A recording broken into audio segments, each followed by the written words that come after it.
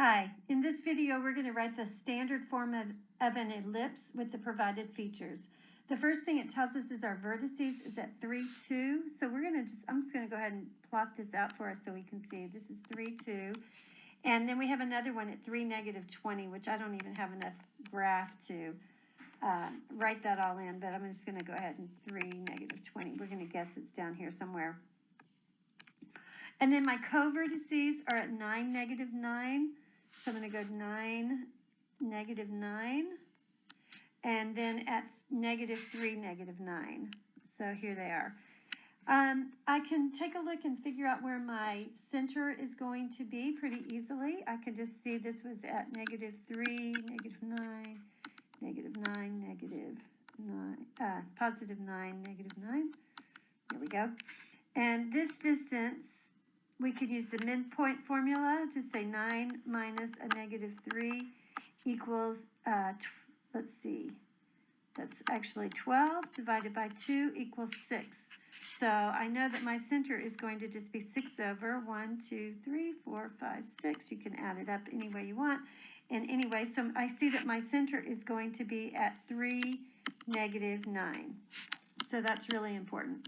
Center is at 3, -9. And this distance, which is actually my B, is going to be 6.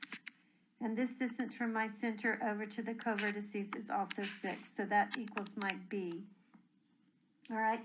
My A actually is from my center to my vertex, one of my vertices. And this distance, 3 to -9, is actually 11.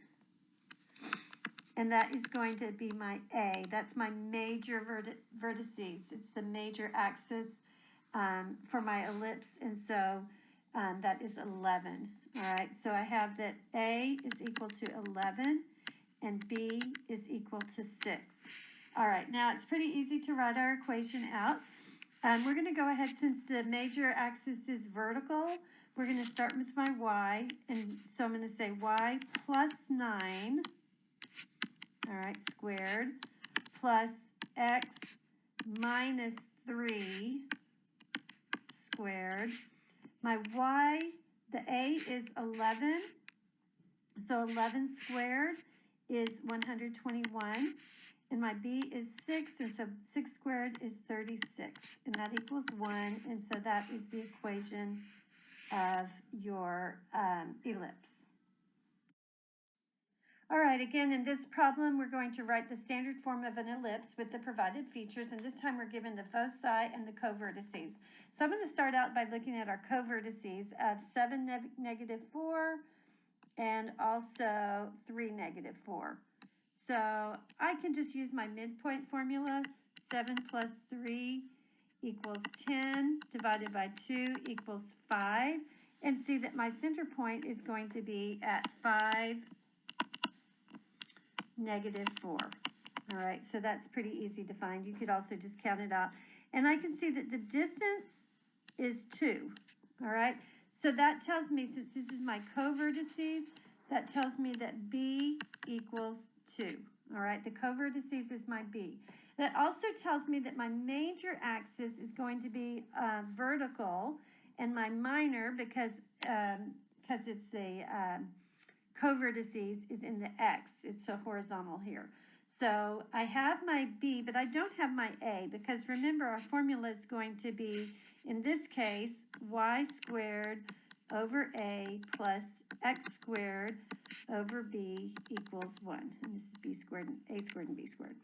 All right, so I know that so far what I know is I'm going to have y plus 4 squared over A squared plus x, and then for my 5 here, it's going to be -5 squared, and that's going to be over my B squared, and I know my B is 2, so B squared is 4. So somehow I have to come up with this A squared, and we know the relationship between the vertices and the co-vertices and the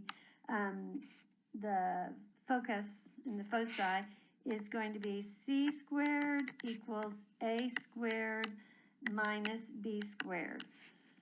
All right, so first of all, I'm going to have to figure out, I don't know exactly, I know my b squared is going to be 4.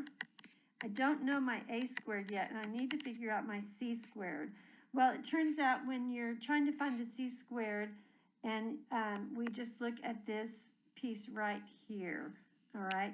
The y part, because I'm in the y first. Okay, so I'm going to look at the y part of my foci, or my focus. And I need to find out the distance between this and my center point here. So I'm going to say -4 plus 4 square root of 2 minus a -4, because that's what I have here. I'm at 5, -4, so I'm going to take that y and subtract it. So minus that is actually plus a +4. So -4 plus a +4 is 0. And so that just leaves me with 4 square root of 2. All right. So I know that c equals 4 square root of 2. And it says I need to have c squared. So I'm going to square that. That's going to be 4 squared is 16. And square root of 2 times square root of 2 is 2. So 16 times 2 equals 32. So 32 equals a squared minus 4. I'm going to add 4 to both sides. So I end up with 36 equals a squared. So a equals 6. When we square both of those, we get a equals 6. So if a equals 6, a squared is 36. So we just change this to 36. It equals 1, and there's your final answer. All right, and I'm sorry, those problem numbers are so ugly, but that's what they gave us. All right, this next problem is pretty similar to the ellipse, but it's a hyperbola, so we're going to have to write the standard form of this equation. So if the hyperbola is opening horizontally, we're going to use the equation x squared over a squared, the major, minus y squared over b squared equals 1. If and that means our vertices are going to be here and here horizontally. If our hyperbola is opening vertically like this, that means our vertices are going to be on the y-axis, and we're going to start with our y then and say y squared over a squared, the major, minus x squared over b squared equals 1. So let's go ahead and get started. Let's find our vertices. Our first vertices here we see is at 10, 8. So I'm going to go ahead and plot it just so you can actually see it. And -14, 8. So here it's right here. All right, so first of all, we're just going to use our midpoint formula to find the center of this hyperbola. So I'm going to go ahead and take -14, and then minus 10. So that equals actually -24 divided by 2 equals -12. We take the absolute value of that, so it's 12. So I know that the distance from here is 12. And the distance from here is 12, and you can actually just count it. So 12, and this is the major, so this is going to be A, all right? So our A major axis here is going to be 12 equals A, and my center here, I can see that is going to be at -2, 8, all right? So center is at -2, 8. All right, and taking a look at this, I can see that my vertices are on the horizontal axis, so that tells me that this is going to be horizontal, like this. And so I'm going to use this equation over here. All right, so I'm going to use x squared minus y squared, and that's going to be over a squared and b squared, and that's going to equal 1. So I'm going to go ahead and get as much of this done as I can. So for my x, I'm going to have actually x plus 2 squared over my a squared. My a is 12, so it's going to be 144, minus my y plus 8, hope you already know all that, squared equals b squared, and that's going to equal 1, over b squared, and that's going to equal 1. Now, I don't know my b squared, but I do know that c squared equals a squared plus b squared. This relationship is a little bit different than the ellipse, so it's actually plus. All right, I know my a squared is going to be 144. Now, my c squared, that's the difference. That's my foci. That's going to be my difference. It's going to be out here somewhere. It's going to be the difference in my x's. All right, so I have my x in my foci is -2 plus 2 square root of 61. And just like I did here, I said, well, you can't even see it now, but let me fix it.